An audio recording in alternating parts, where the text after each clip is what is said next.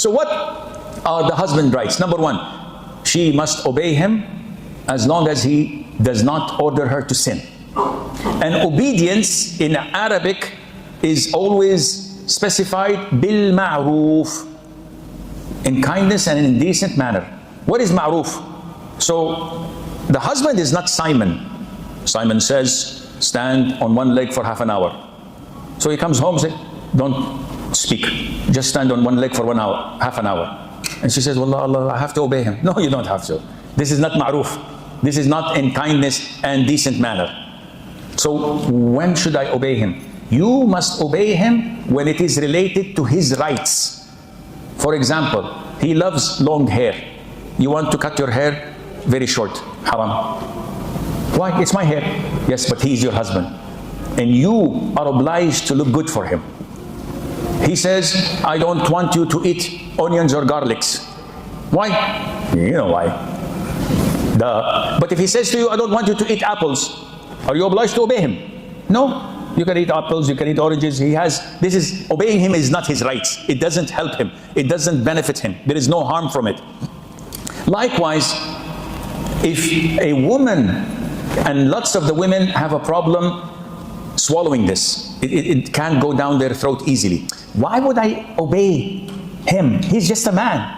And men, they stink. They're bad. They're idiots. They come with a long list of insults. Well, let it be known that the status of man to his wife is unmatched, not even with the parents. Oof. I should obey my husband more than obeying my parents? Yes. If your father tells you something and your husband tells you something else, who should you obey? The husband, definitely. Nobody disputes in this. The Prophet says, alayhi salatu wassalam, if I were to order someone to make sujood to someone else, I would have ordered a woman to make sujood for her husband. Wow. Shows you how important the husband in his wife's life. The Prophet saw alayhi salatu wassalam, a woman, and he said to her, who's this man with you? She says, he's my husband, O Prophet of Allah. He said, how are you with him? She said, I try my level best to obey him and make him happy. So the Prophet said, well, be careful. He's your Jannah or your hellfire. Whoa. This is from the Prophet straight. He, if you make him happy and satisfied and you obey him, will be your Jannah. But if you don't, he will be your hellfire. He will make you go to hellfire on the day of judgment. And we have less than 10 minutes, correct? So I'll wrap it up because I have so many things. I wrote this while remembering my wife. So that's why it's too long. Number two, one of the husband's rights, important rights, is to protect your honor. And this is what real Muslim women do. They protect your honor. She would never cheat on you or disgrace you or bring anything that would tarnish your honor. And she would protect and safekeep your wealth and your children. Allah says in the Quran, so righteous women are devotedly obedient, guarding in the husband's absence what Allah would have them guard. They protect you when you travel, when you go, they preserve their chastity. Number three, one of the rights of the husband is that the woman takes care of herself and beautifies herself. This is a form of worship. Lots of the sisters work on their bodies, on their diet. They go to the gym or practice and work out in the home to have a good physique to please their husbands. Wallahi, they're working out with this intention is ibadah. And they're being rewarded as if they're doing night prayer. But some of the sisters fail to see this. And they lose weight, they lose focus. So many sisters come in the counseling sessions and Sheikh, my husband is always criticizing my weight and he's doing this, he's doing that, and I can't stand that anymore. I said, okay, how much do you weigh? She says, only 110 kg. What? Is he married to an 18-wheeler? 110 kg? That's a lot of weight. And how tall are you? She said, 58, 60, 158 centimeters, almost 5 foot. That's a lot of weight. You let yourself go. Okay, sometimes you're lost in life, too many kids, working in the house. But now, this is a fork of the road. The husband, I sit with him and I speak to him. I said, Sheikh, I can't. Seriously, I can't. I tried my level best. She's a good woman. I love the life we had together, the children, but I can't. This is not in my hand. So what should we say? Either he goes to haram or gets married again. Third option, take care of your body and hit the gym. So this is in your hand. You have to take care of yourself, and this is a form of worship. Number 4, women must stay home. Allah mentioned in the beautiful verse number 33, Surah number 33. Yani this is a perfect number. 3333.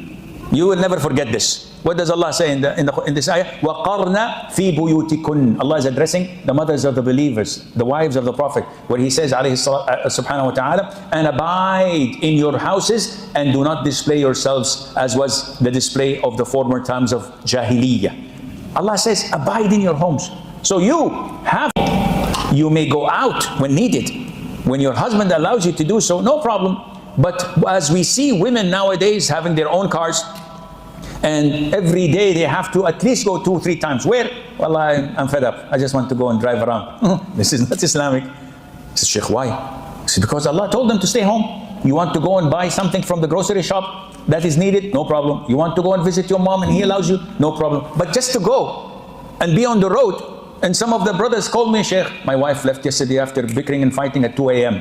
and she came only the following day. Where was she? I don't know. She even disabled the tracking device on her mobile, so I don't know where she is. And she blocked me. What kind of a wife is this? Are you a real man? One of the brothers said, my wife left home for 4 days. She checked into a hotel and I don't know what was happening. For 4 days. Yeah, who's the man? Who's wearing the pants? He said, she is. Okay, I'm sorry. I even asked. No, there is red lines that cannot be crossed. Number 5, she should not allow anyone to enter your home without your permission. Usually normal men have no problems. I have no problem at all, whomever goes into my house. My wife doesn't call me, says, I want to bring a friend, I have visitors. No, this is normal, 99.9%. Even going out, my wife has an open permission. I come home, she's not home. I give her a call, Assalamu alaikum, where are you? Well, I left to my mom's house. We're having dinner and I'll come back at 9 o'clock. No problem, I'm easy. But it is the man's right to demand, no, you don't leave without telling me. So yes, as a wife, you have to call him, I want to go to my house, to my friend's house, to my mother's house, to my brother's house. And he says, okay, 99.9% he will say, if not 100%, he's okay. But you have to inform him, this is his God-given right in Islam. This is an Islamic ruling, it's not a cultural ruling. Number 6, imagine how important the husband is in his wife's life. She must not fast, voluntary fasts, even Arafat, even Muharram, Ashura, we're coming, Mondays and Thursdays. She cannot fast without his permission. And this is a must. Subhanallah. Why? Because he might be interested. He might want her. And it is his God-given right. The Prophet says, it is not permissible for a woman to fast while her husband is present except with his permission. And she is not allowed to allow anyone in his house except with his permission. Authentic hadith. Some people say you have a blatant, an open check. You can fast whenever you want. Especially when they're my age. Please fast. For God's sake, do whatever you want. But some people know. It's your God-given right. You're the husband. She has to seek your permission. Number 7, she's obliged to be content with whatever little you provide, if this is your ability.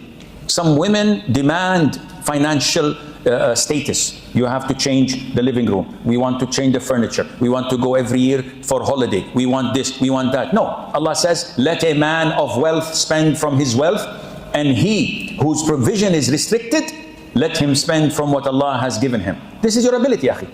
So a real righteous woman would not burden her husband for more than what he can afford. Number 8, she is obliged, it's a must, to answer his call when he calls her for intimacy. Any time of the day, no matter what the circumstances are. And if she doesn't, Allah will curse her.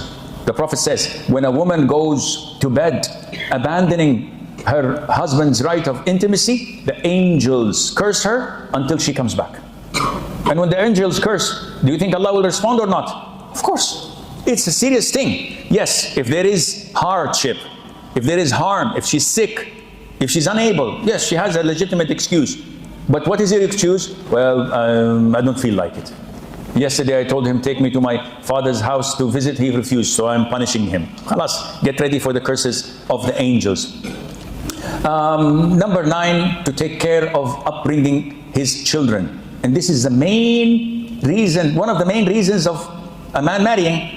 When you marry so that your wife would take care of your children and teach them Islam, teach them Quran, teach them prayer, because you're out there trying to make a living and secure their future. You can't be as well teaching them. So she has to take care of this. Number 10, she has to take care of treating his guests, his parents, his relatives in a nice way, because she is my representative. I know people, wallahi, they come to me and say, Sheikh, my wife seriously embarrasses me. I says, how? He says, wallahi, when guests come to my home, she treats them like royalty. She brings them food, she brings them things, she cleans the house, she puts perfume, air conditioning. I feel that she's overdoing it. And when I talk to her, she says, they are your guests. I would never allow anyone to speak this little against you. So he is so embarrassed, but doesn't know how to reciprocate. What can I do for this woman?